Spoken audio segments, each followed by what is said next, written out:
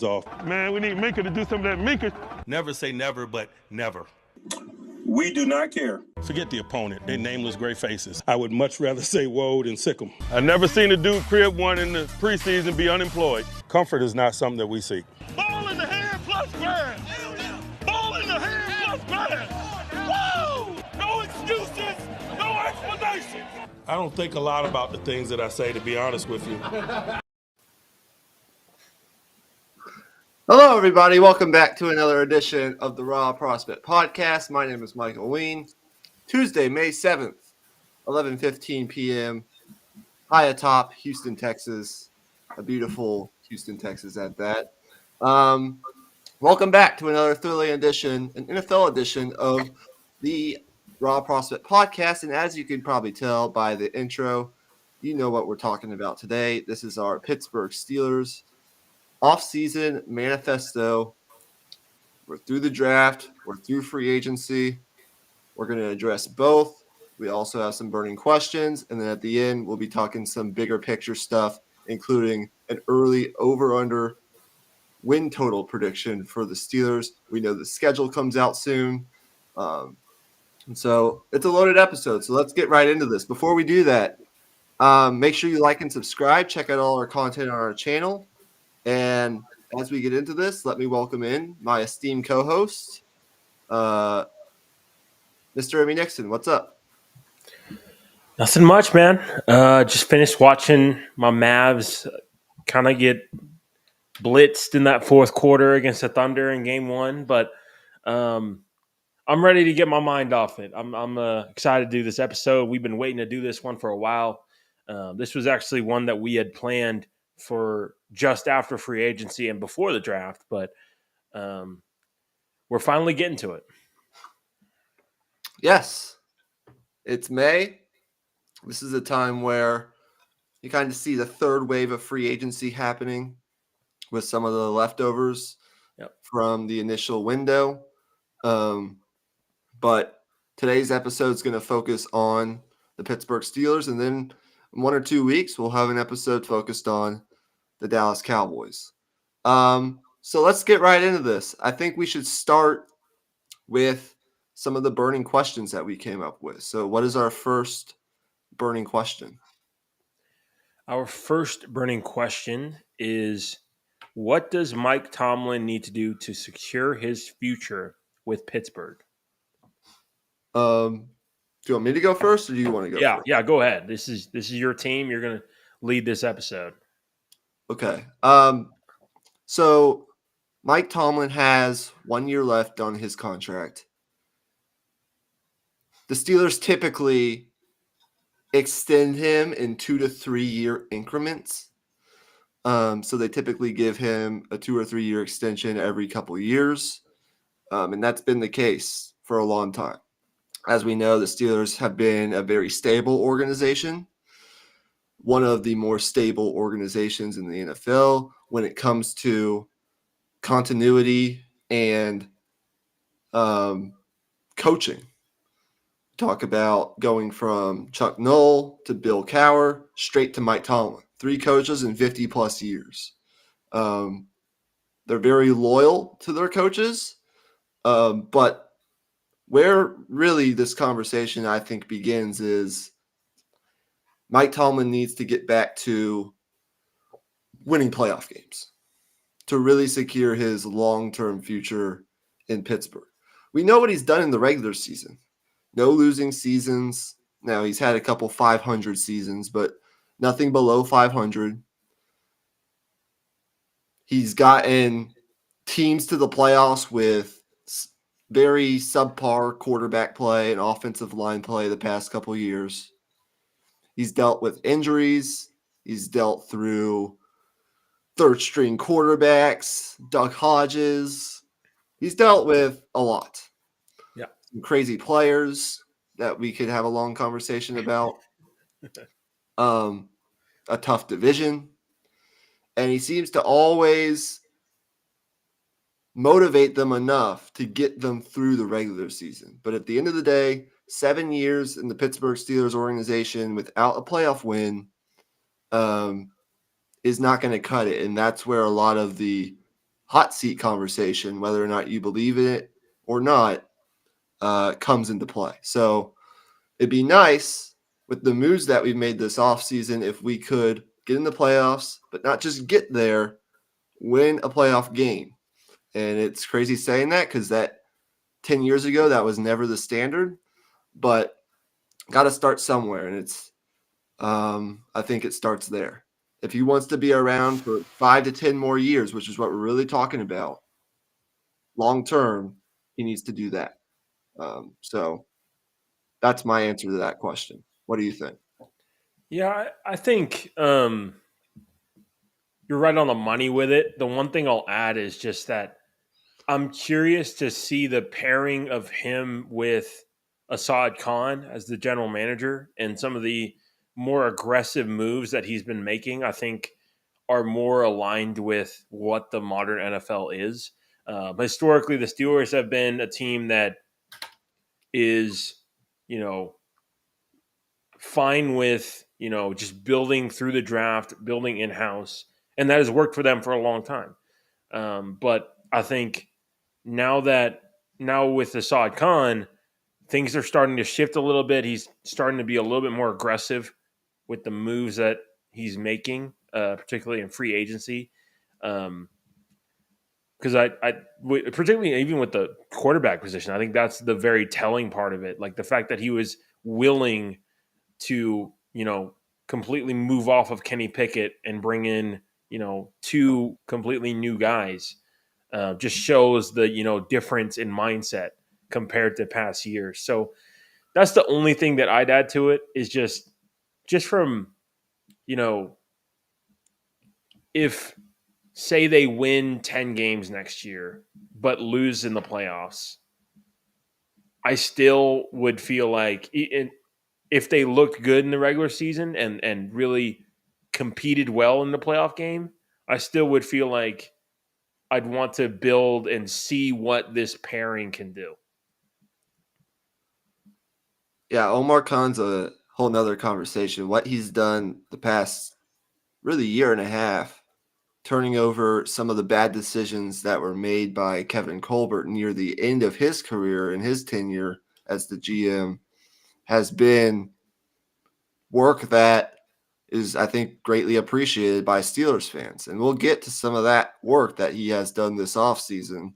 But one of my favorite Mike Tomlin stats, maybe my favorite Mike Tomlin stat, it isn't the he's never had a losing season stat, which is still a pretty incredible stat when you think about the very little amount of coaches that have done it like him. I think there's 1 or 2 other coaches in league history that have had the run of success in the regular season like he's had. But my favorite Mike Tomlin stat is in 17 years coaching the Pittsburgh Steelers, this upcoming year, I guess, will be his 18th. He's coached in 1 total game where Pittsburgh has been mathematically eliminated from the playoffs. That's 274 total games, and he's coached in 1 game in the regular season where they just have already been totally eliminated. Typically,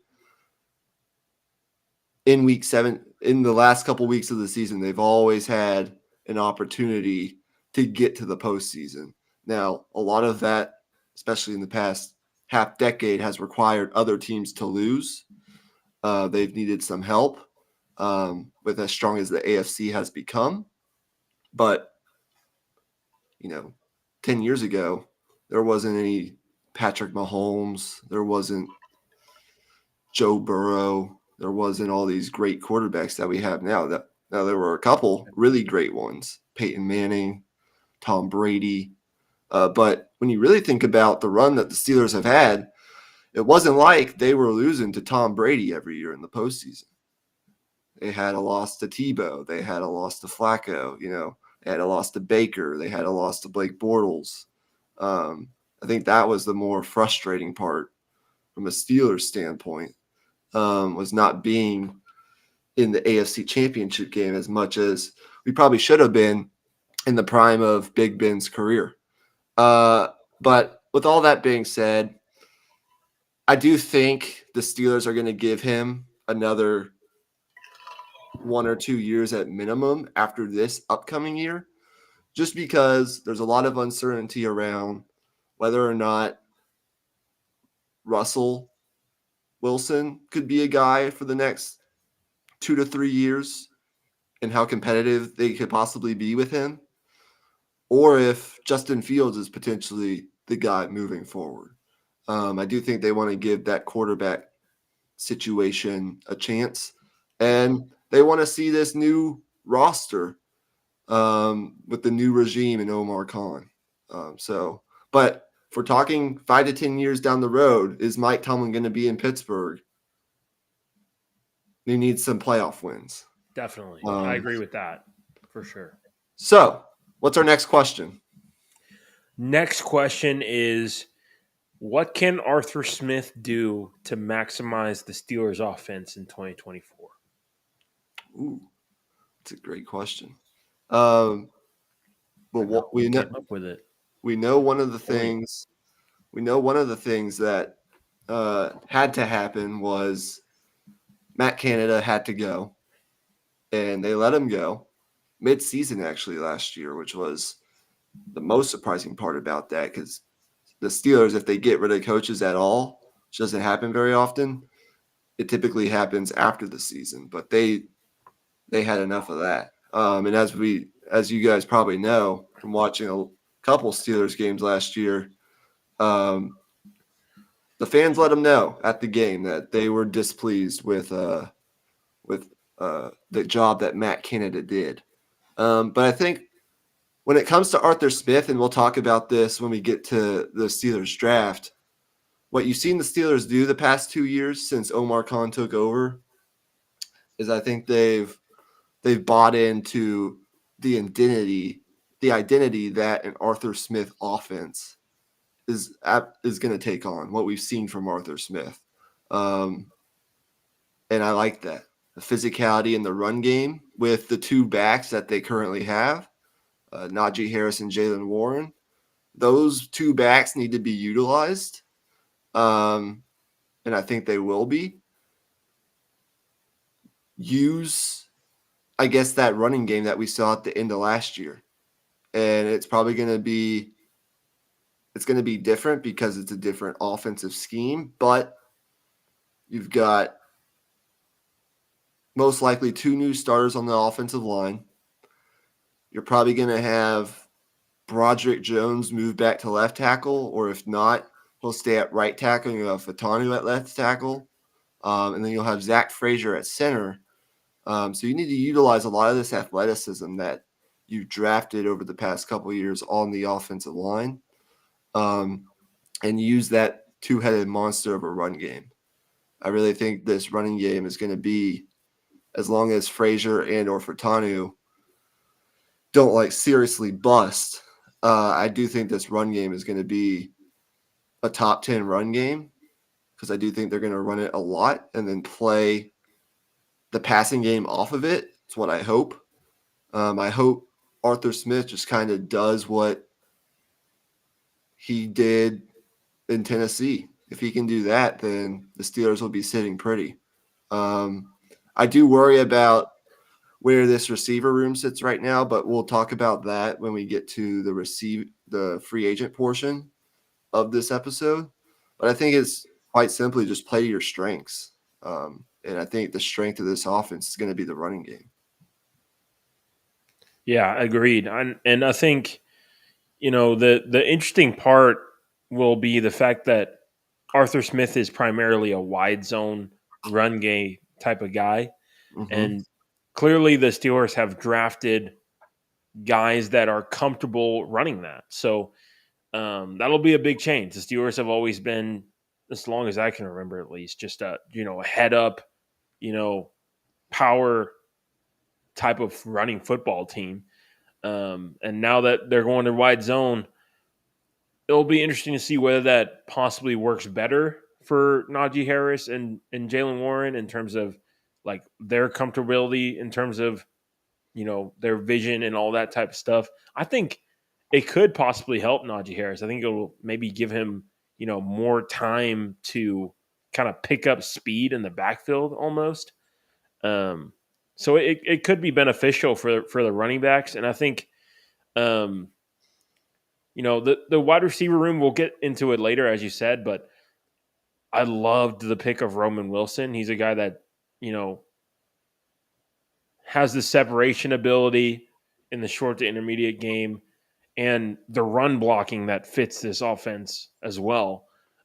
So I think him, George Pickens, and then I think Pat Freiermuth in a bigger role. I think that'll be, adequate in terms of their passing offense. Yeah, one thing I'll add to that is with Matt Canada, you did not see Pittsburgh utilize the middle of the field with their tight ends, which they should have done more of. And they have a couple good tight ends that offer different skill sets. When you think about a guy like Pat Freiermuth, you think about a sure-handed tight end that will catch the ball, won't wow you after the catch, but he'll get some extra yards, fight through tackles. The problem with him has been he's kind of been banged up past couple of years. And then Darnell Washington, I'm excited to see how potentially Arthur Smith utilizes him. He's a guy that the Steelers drafted in the 3rd round last year. People loved that pick when it happened just because he fits. Like, you look at him and it's like, oh, yeah, that looks like a Pittsburgh Steeler because they can utilize him as a 6 offensive lineman. I'm interested to see if they do more of that, especially with this zone scheme, running outside zone running game that they're going to run supposedly, and how they can utilize him, in the flat, in play action, just as a big weapon. And then they also have a guy like Connor Hayward, who's not your traditional inline tight end. He provides you more versatility. You can use him as kind of your H-back in the backfield. He can be like a fullback of sorts, and he can kind of split out wide and run some routes from the slot. So they have versatility with their tight ends and their running backs, and it'll just be up to Arthur Smith to maximize that. And we'll talk about the quarterbacks here right now, but if Justin Fields does eventually become the guy for this team, like the element that his athleticism adds to what this running game could be is exciting for me, at least, to think about. Definitely. I mean, it's got to be. I can't even think of, a guy that's even comparable to the athleticism Justin Fields has in terms of, Steelers quarterbacks. But I think that's it for that question. Did you want to add anything on Arthur Smith before we moved on to the last question on the QBs? Not really. I just think the thing on Arthur Smith is, he's been a really successful offensive coordinator. Didn't work out so much as a head coach, but I think what the Steelers are counting on with this hire is his track record as a play caller. And some of the things that he can bounce off Mike Tomlin. Yeah, and I still think he is a really good play caller. Yeah. The weird thing that happened in Atlanta with the, not utilizing, Pitts and London and that kind of stuff, I think that was a little bit to do with quarterback play. So I don't want to put all of that on Smith, but it is something to keep tabs on. I don't think it'll be a huge concern. Yeah. All right. What's our next burning question? Yeah, the last burning question is, what is the right direction at QB? And when this question was made, it was still, Kenny Pickett, Mason Rudolph, and that situation. And now it's completely 180'd where now it's Russell Wilson and Justin Fields. But where do you stand on it? Well, there's a lot of uncertainty around whether or not Russell Wilson can be good for in the Steelers offense. And there was a lot of uncertainty originally when the Steelers made the move for Justin Fields, which cost them basically zero, because the Bears knew that they were moving on to Caleb Williams. There was a lot of uncertainty. Like, is this going to be a real competition? I think where I stand right now is you have to start Russell Wilson from game one. He's the veteran. I think, look, people make fun of him for his cheesiness, his sometimes doesn't come off as like the most authentic guy. He's got his own ways of doing things off the field that people just like to poke fun at, which I understand. But this is something that our fellow friend of the podcast from a couple of years ago and fellow Steelers fan, Chiseled Adonis, said on his YouTube channel, which is that I'd rather have, a have been than a have not. And Russell Wilson has done basically everything that you can do in an NFL career. I'd start with him, and then if things get rough, you go to Justin Fields. To me, it's really not that hard. I do think with all the uncertainty around the quarterback position, and that's fair, because when you throw up the stats, like Justin Fields and Russell Wilson were very similar quarterbacks from a statistical profiling standpoint last year, with the addition of, what Fields did on the ground. But when you look at their numbers, they're not all that dissimilar. I just think you got to start with the veteran, especially with a team that's kind of constructed to where you're ready to win right now. You start with him, and then if you get 6-7 games into the season and you're a couple games below 500, and say you're on a 2 or 3 game losing streak, as you could definitely be with the schedule that the Steelers are going to have early on, that's when you go to Justin Fields to see, like, is he the future? Because if he's not, you want to know that. Yeah. Especially as we know, they were going to do it anyways, but they did decline the 5th-year option, which would have cost them $25 million and made no sense to do. But I'm hoping that they start with Russell Wilson and it works, and that they're able to kind of work out an extension for Fields before the season begins.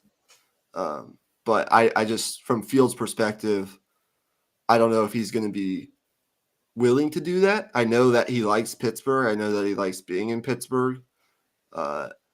And I know that with as young as he is, he's still 24, 25 years old. Yeah. He'll probably enjoy like learning behind a guy like Russell Wilson, potentially waiting on his opportunity. But would he want to sign an extension, given that, every year there are teams that need quarterbacks, and would he potentially get an opportunity to go and start elsewhere if Russell Wilson does look like the guy who's going to be the guy for the next 2 or 3 years? So it's a cliche answer, but I think that's what you have to do. I'd be surprised if they do anything else. Yeah, I think you mentioned that the tricky part is if it does go bad, you got to get Justin Fields in early enough to where whether or not you can continue with it. I think that's the mistake that the Falcons made with Mariota and Ritter a couple years ago. It was in a very similar situation, but I don't really see it going that way. I think Russell Wilson is a little bit comparable to in terms of level of quarterback play to like a Ryan Tannehill, where Arthur Smith was really successful with that. And I think with the, offensive line being a point of emphasis in the offseason with them taking early picks on offensive line the last 2 years, I think they'll be in a good enough spot to where they can lean on the run game. Yeah, I agree. All right. Let's get to our next segment here. What's next? Next is the draft.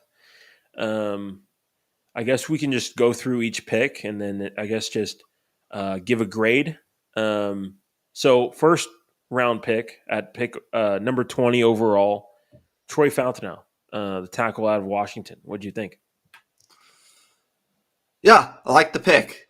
Tomlin came out and said they're going to utilize him at tackle, which is absolutely what they should do. Whether or not he's going to be the right or left tackle remains to be seen. But regardless, they need a guy that is going to come in and at least compete with Dan Moore opposite Broderick Jones. And I think this line looks a lot better with Dan Moore as kind of your third swing tackle, a guy who started 3 or 4 years in the league. Him being kind of your third swing tackle behind Fontenot and Broderick Jones is better situation. A much better situation, absolutely. I really like the pick of Fontenot. I think it was great value. His movement skills just jump off the charts. I think he'll be a solid tackle for the Steelers for the next 10 plus years, hopefully, as long as he can stay healthy. I'd give the pick a B plus, A minus. I'll go A minus. Do you think like with how the board fell that that tackle was the right position to go with? I know, you had tackle go at 14 with Fuaga and all that, and then like I think 3 or 4 came off the board pretty early.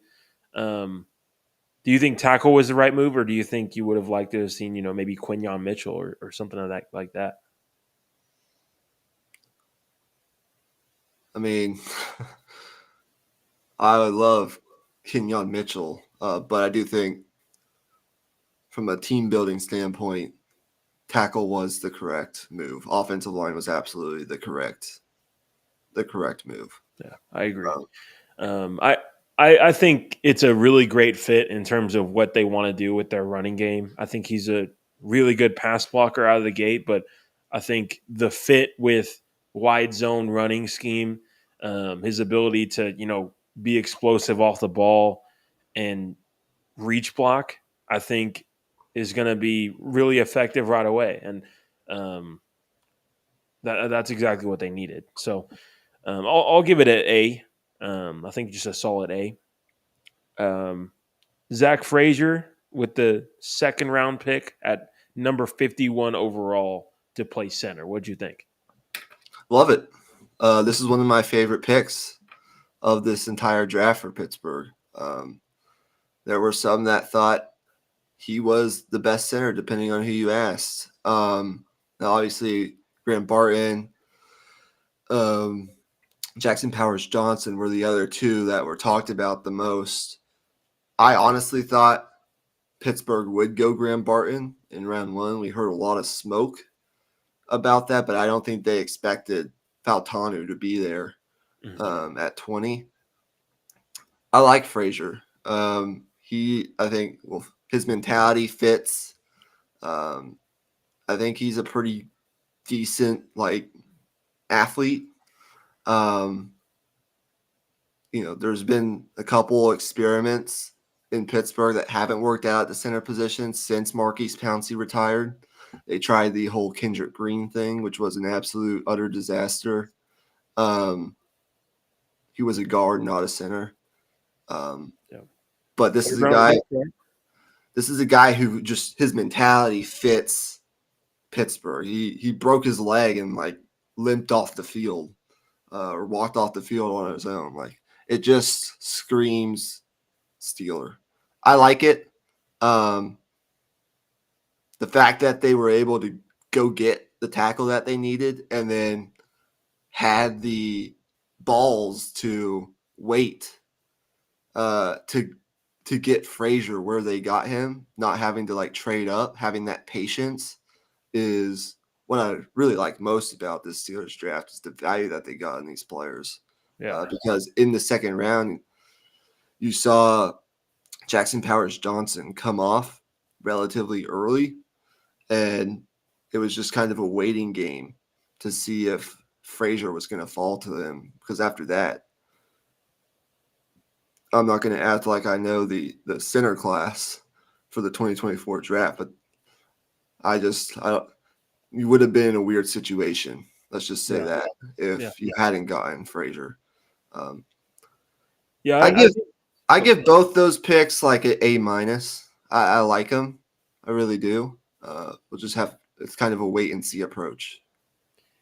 Well, for me personally, I think Frazier's it's a really good pick. Don't get me wrong, but I think it's an interesting fit just because with the wide zone running scheme that they're going to run, I just kind of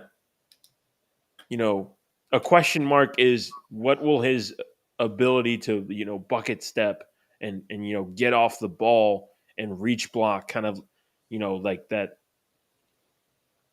three technique like to one side. Like I think he's really good in a phone booth, and I think he's really good in terms of really solid in pass protection already. But it'll be interesting to see how he adjusts to the wide zone running scheme. All right, Roman Wilson, the first third round pick for the Steelers. What is your grade?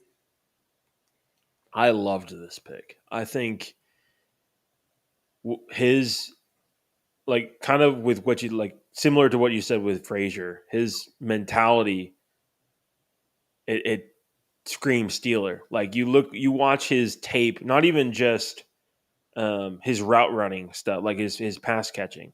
If you watch, 10 plays of him run blocking, you just go like that guy's a Steeler. Like he belongs in the AFC North. He'll even block undersized linebackers and hold his own. Like he's really got that dickhead mentality in that sense, and that's not even take into account how good he is just as a pure wide receiver. I think he'll be your wide receiver too right away. And I think with the trio of Pickens, Wilson, and Calvin Austin as kind of the deep threat, I think it'll definitely depend a little bit on whether Calvin Austin takes a step forward in terms of taking on a little bit of a bigger role. But I still think that's a more than adequate room to be an effective offense. Yeah, I give this one an A. There have been a lot of shots thrown in Deontay Johnson's direction, as Steelers fans have called Roman Wilson the anti-Deontay Johnson, just from a doing the little things standpoint. Don't shoot the messenger. Shoot the people who say that. Just the Steelers need a guy opposite Pickens that can work the middle of the field, catch the ball, and block in the run game. And that's what they get with this pick. They were thinking about picking him with, I think, the 51st overall pick. If, say, Frazier wasn't there, I think they would have gone wide receiver at that moment in time. Which I don't know if I would have loved it as much as I do getting him at, 84, I think it was, that they picked him.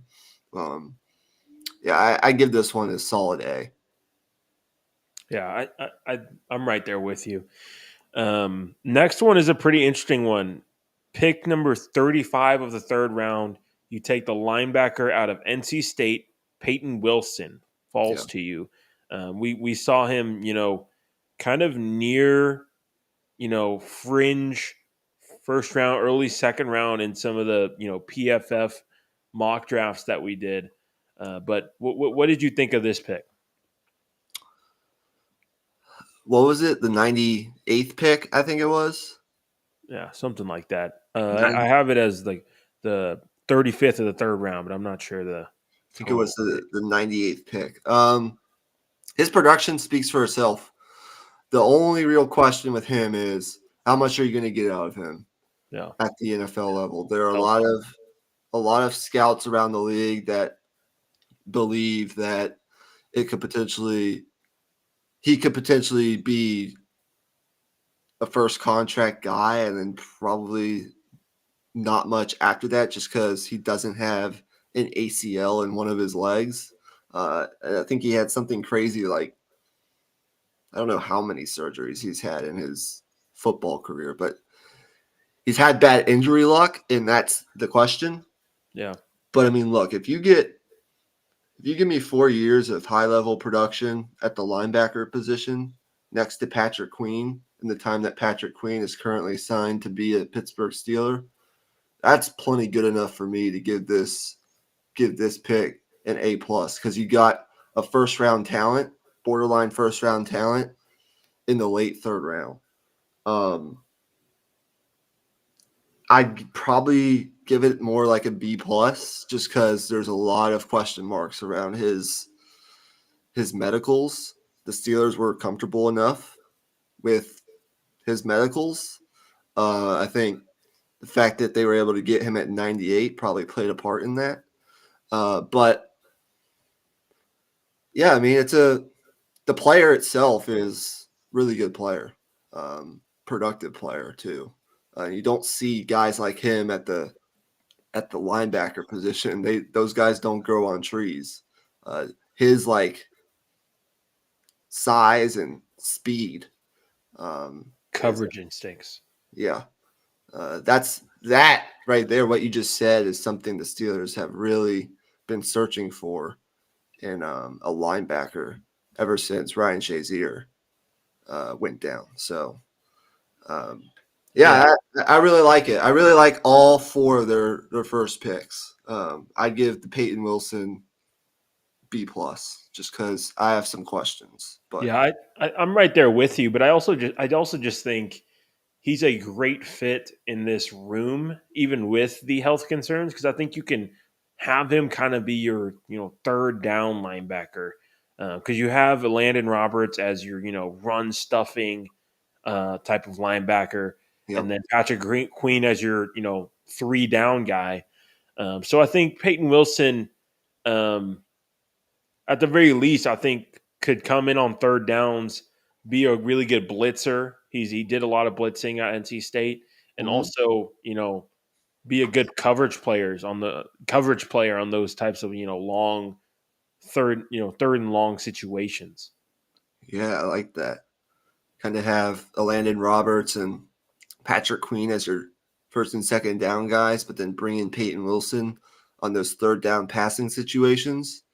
And you've got a lot of speed and athleticism on the field at the linebacker spot, along with the guys up front that are going to get the quarterback, which has been the strength of this Steelers defense. But I like it. It's an interesting dynamic, especially when a guy like Cole Holcomb gets healthy. Cole Holcomb was a guy that they signed last offseason to kind of be their big time linebacker. And he goes down with a major leg injury earlier on in the season last year. When he gets back, you really have like four really solid linebackers. You got a really solid two deep at the linebacker position. Just Holcomb and Wilson, in their own respects, have health concerns. But I really like what they've done in the overhaul of the linebacker room. Let's go through the last three picks really quickly. Rapid fire.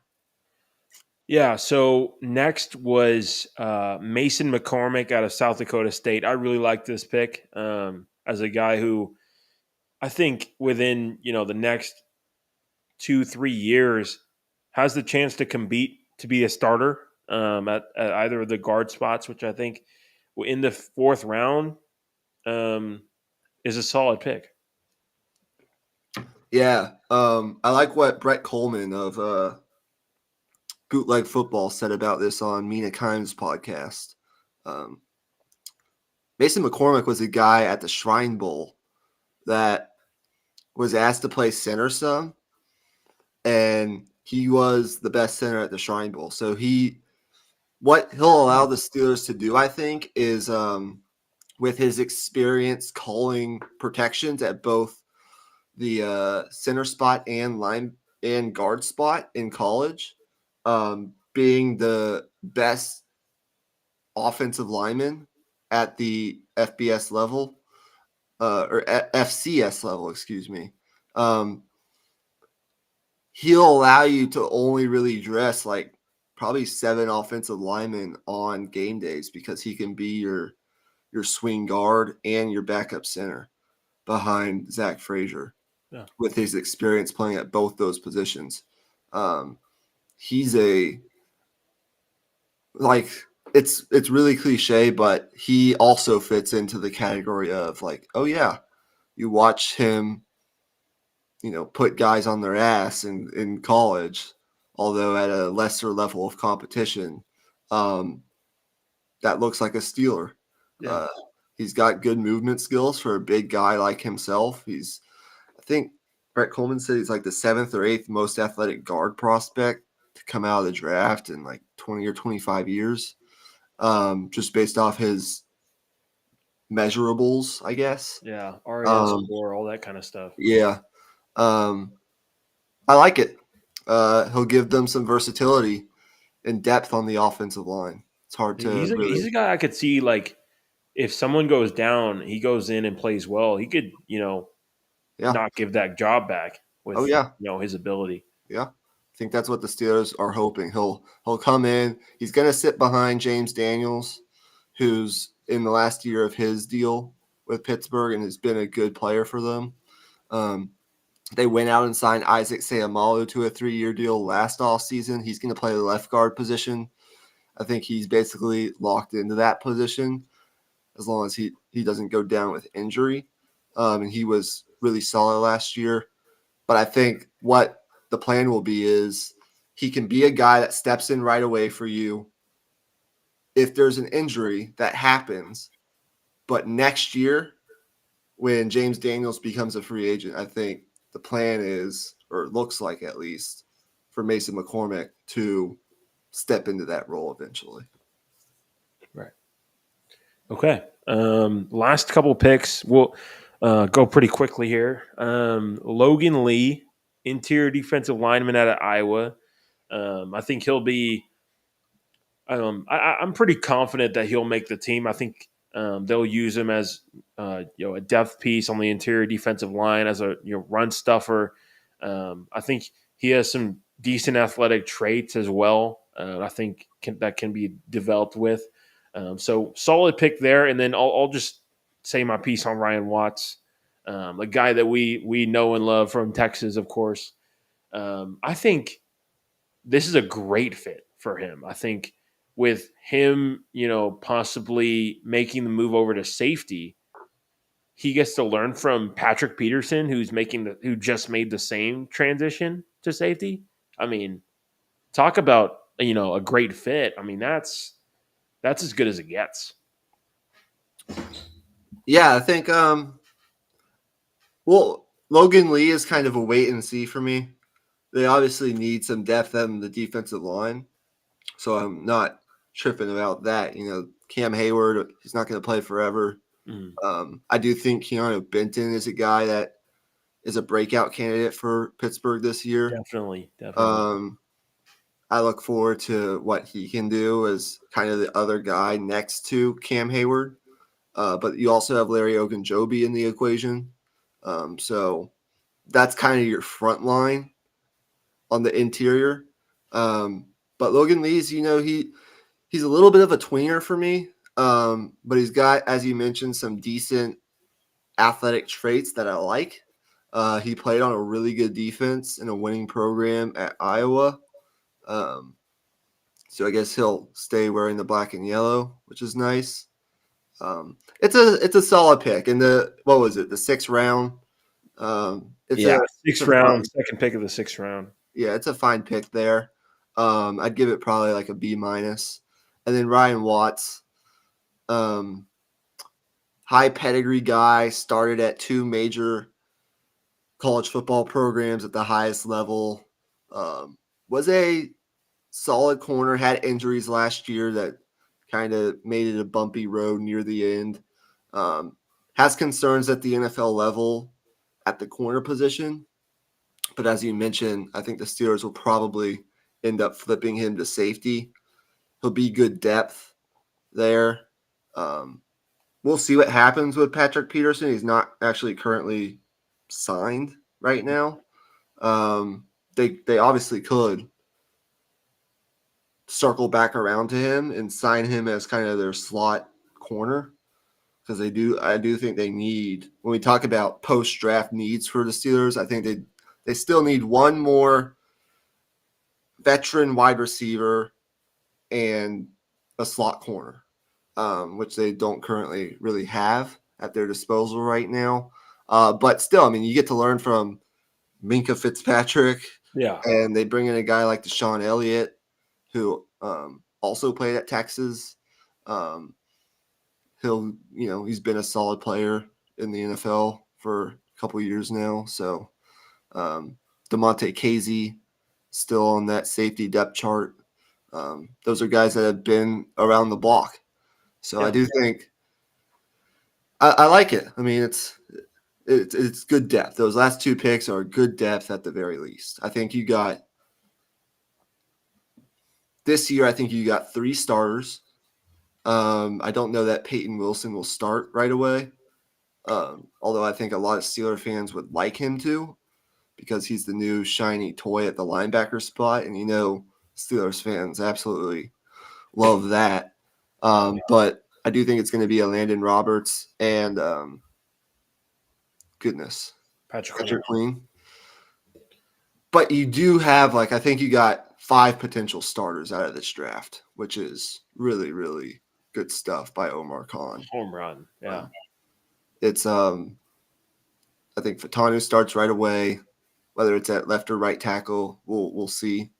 I think Zach Frazier starts right away, and I think Roman Wilson immediately steps in as the number 2 next to George Pickens. And then I think down the road, maybe next year or the year after, or if there's an injury, either at the guard position or the linebacker position, you have Peyton Wilson, who could be a starter in the league, and Mason McCormick, who could be a longtime starter in the league. So I give this draft overall an A, and I like it coming off the heels of last year's draft, where you got Broderick Jones, who's a starter for you now. And I look for him to make another step next year. You get a guy like Keanu Benton, who is going to contribute for you on your defensive line. I'm even forgetting some of the picks that they made last year. Darnell Washington. It's those kind of picks that Omar Khan has made that Steelers fans are really happy about. So really fast, let's talk about their free agency moves, and then we'll wrap this thing up. I want you to name your 3 favorite moves that they made in free agency, or I can go first if you want me to. Let's have you go first. Sorry.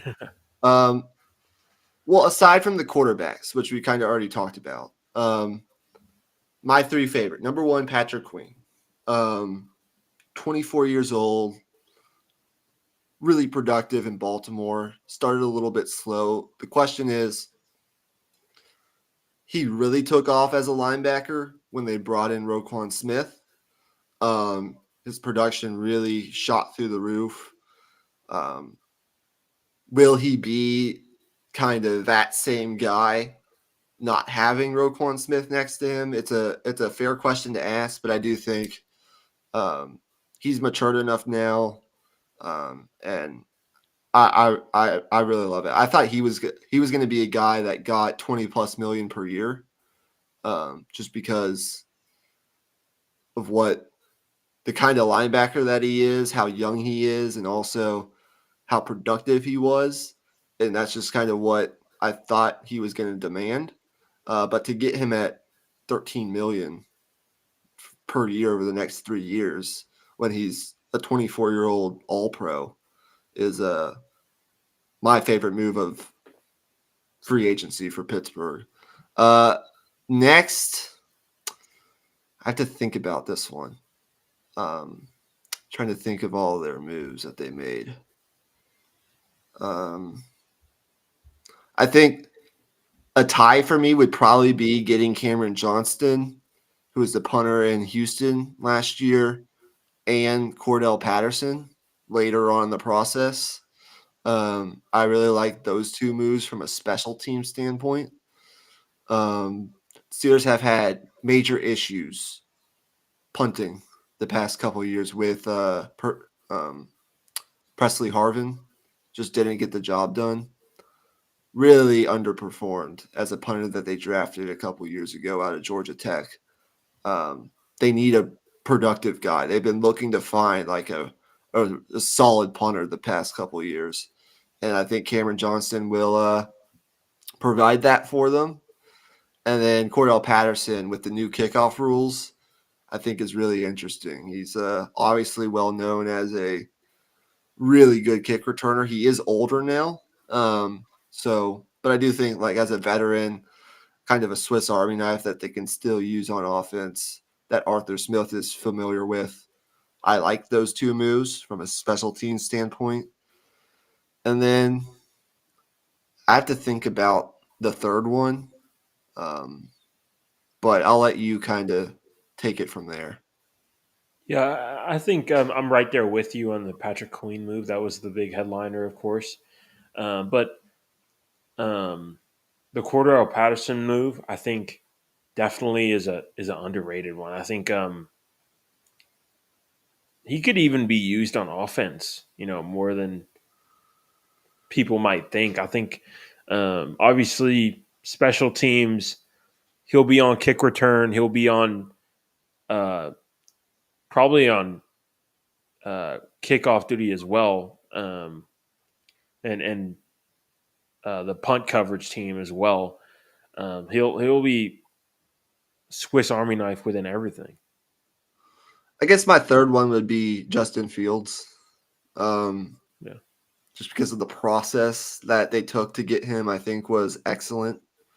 Where it goes from here remains to be seen, but I do like the addition of Fields along with Wilson. I wouldn't have liked it as much if it was just Justin Fields to be your starter with no kind of veteran.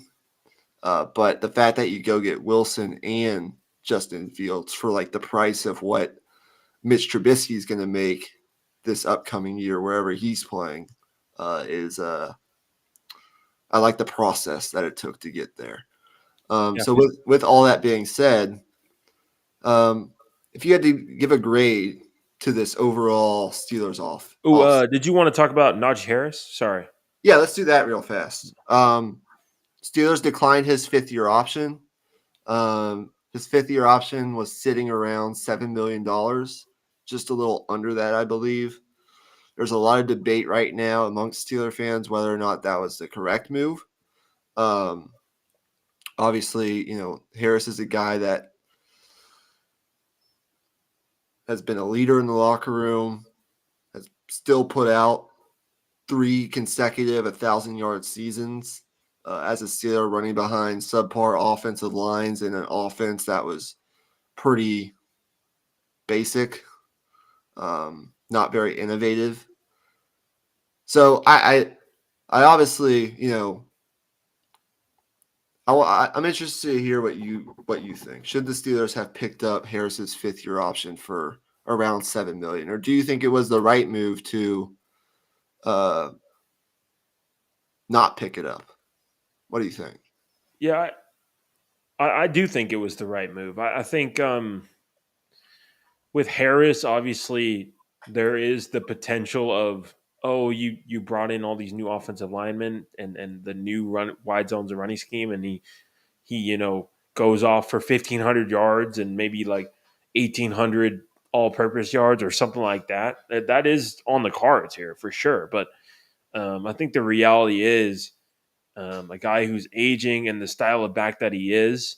Um, it's just a position where that kind of guy is replaceable. I mean, I think of like a guy like Kamani Vidal, who went in like the 6th round uh, to the Chargers. Like a guy like that who's 5'9", 215 pounds, and probably gonna be a workhorse for them for the next 3 years.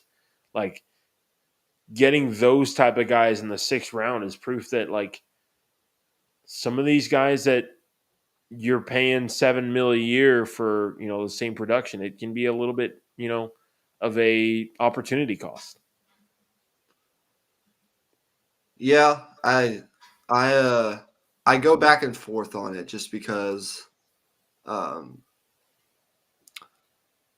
he's been a example for some of the younger guys in the Steelers offense. He's been a leader. He's been through all the bullshit that they put him through in the first 3 years of his career. They want to see him in the Arthur Smith system, which is fair. And I do think the emergence of Jaylen Warren absolutely plays a part in this decision. Right. If Jaylen Warren wasn't what he is, it probably possibly see them make a different move here. I just think, look, I mean, the Steelers have done this before. This is kind of their process. If he has a big year, they will absolutely try to get something done with him next offseason after the year ends. But most likely thing that happens is he hits the market next year, probably gets a deal somewhere. I mean, he's a good back. He's been very durable. He hasn't been hurt. And I think if you put him in a right situation, he can still be very productive from a running standpoint. And I was so excited when they drafted him. But yeah, I mean, for $7 million, it was going to be. It's tough. Yeah, it really is because is. there's really once you lock you. I mean, you lock yourself into that price when you pick up the 5th-year option. There's really no way to kind of restructure that. So I think with Jaylen Warren being in the backfield and the fact that you can go out and sign another guy or draft another guy in the later rounds next year, or even re-sign him, like that's still on the cards too. It's just absolutely at the $7 million number, it's just a bit much.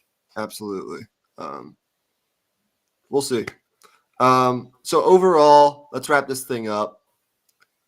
What is your overall grade for the Steelers offseason, free agency, and draft, coaching moves, everything that you know, put into one? And then I think the over-under right now is 8.5. Would you take the over or the under, not knowing, I guess, the schedule, but just kind of based on what you see on paper? What would you say? My grade, I mean, I think I would just give it an A. I mean, I can't fault any of their draft picks. I think all their draft picks made sense for what they needed, and also just from a value standpoint, they didn't have any like blatant reaches. And then with the over under thing, from what I've heard, it is apparently a very tough schedule, but it's Mike Tomlin. I mean, I can't in my right mind be like, oh, he's gonna, lose the streak. I just don't know if that will happen. I think I'll still take the over. Yeah, I think the Steelers could be a better football team and win less games than they did last year. Yeah. I think they could be a better team overall and lose 8 games and go 9-8 and still hit that over. I would probably take the over on that as of right now. Even not knowing, what the quarterback situation is going to look like, just because I already know, like, even with subpar quarterback play, Mike Tomlin just finds a way. This defense, I think, is going to be really good with the additions that they made. So I don't know. I feel like they'll find a way to get there. They got breaks last year, no doubt about it. Like, Burrow's injury absolutely aided their efforts in going 5-1 in the division. We all know about the struggles of Deshaun Watson and his first couple years in Cleveland. We'll see where that goes, but they were able to get to 5-1 in the division. They were able to beat Baltimore twice, which is awesome. But next year, you've got the AFC West and I think the NFC East as the two divisions you're going up against. I think Dallas is coming to Pittsburgh. That will be its own fun episode that we'll probably do. Maybe we'll do like a watch along for that game. Yeah. But like Kansas City, the Chargers with Harbaugh, they have some tough games along with their own division, which isn't going to be a walk in the park. But would you want to go to that game? Pittsburgh. Just it depends on when pick a flight and just go. It depends on when it would be. Yeah, we'll see. I think the schedule comes out next week, I think. But overall, I'd take the over. I'd give this offseason a solid A, and that's not even being like a homer. That's I think pretty much the vibe around Pittsburgh. Yeah, I think it's consensus too. Media. Yeah, NFL people. Yeah, we'll see where it goes.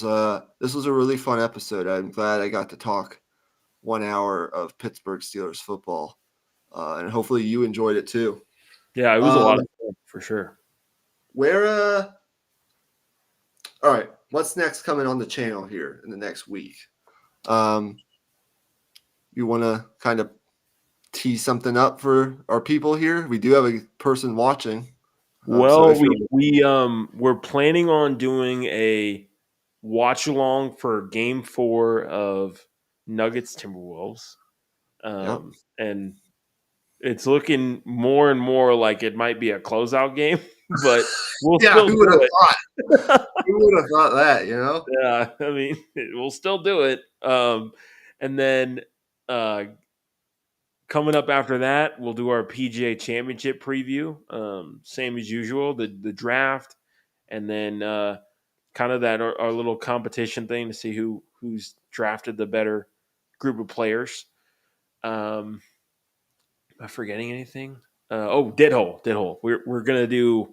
I think we're gonna be ranking top 10 programs in college football here coming up. I think Friday on Dit Hole, so stay tuned for that as well. Well, we're gonna have the plan was, yes, we're gonna have our live stream on Sunday night for Timberwolves Nuggets, and the interesting part about that is I think the draft lottery is that night as well, so might be able to do like a combo. Yeah, that would be pretty sick. Yeah, draft lottery. Nuggets Timberwolves reaction. We'll have our PGA Championship episode likely Monday or Tuesday. Yep. I think you're busy, right? Next Wednesday through Saturday or something like that. Yeah. So big tournament for the DKR. So, yeah. So I'll be busy throughout that, and we'll kind of backload some content for next week too. So. Yeah, the plan was, though, we're going to be live for a Dit Hole, I believe, tomorrow night because you're off, right? Yep. And then we'll either backload something tomorrow, like another dit hole for next week or later on this week, or we'll do something Friday or Saturday, depending on Emmy's schedule. We'll have something else because tomorrow is going to be. You'll see. There's some prizes I think that you guys will enjoy. But all that being said, go check out our NBA episode we recorded a couple nights ago. We'll have more NBA content soon. The awards are being announced currently, which is pretty fun. Wemby won the Rookie of the Year, which I fully expected, but still nice. He's like the 6th unanimous Rookie of the Year, which I thought was interesting. And then tonight, well-deserved, Rudy Gobert won his 3rd or 4th Defensive Player of the Year. I don't know the exact number. Yeah. I think that puts him among him and two other players. So pretty incredible stuff. And much deserved this year as well. And we're not going to be totally barren for stuff to talk about this summer because the Olympics are coming, right? Oh, yeah. I mean, and we're going to have basketball. I think Wemby and Rudy will be playing together on the French team, which will be fun. Yeah, I saw something funny on Instagram the other day. So in the 90s, we had the Dream Team. 2008, we had the Redeem Team. And then this year, they were like, what should we name this team? And then the top comment was like, Negroes in Paris. Oh, my God. Oh, boy. Oh, my goodness. Yeah, anyways. Yeah. We'll have golf in the Olympics, right, too? Yeah. Yeah, it's going to be a fun Olympics. We'll have to – Xander trying to defend his gold medal. Yeah. Yeah. Okay, guys. We'll see you tomorrow night for Dit Hole. Make sure you guys tune in. It'll be earlier than 11 p.m., I promise you. Yeah. And we'll see you next time. Peace out. Go Steelers. Let me just It's off. Man, we need Minka to do some of that Minka. Never say never, but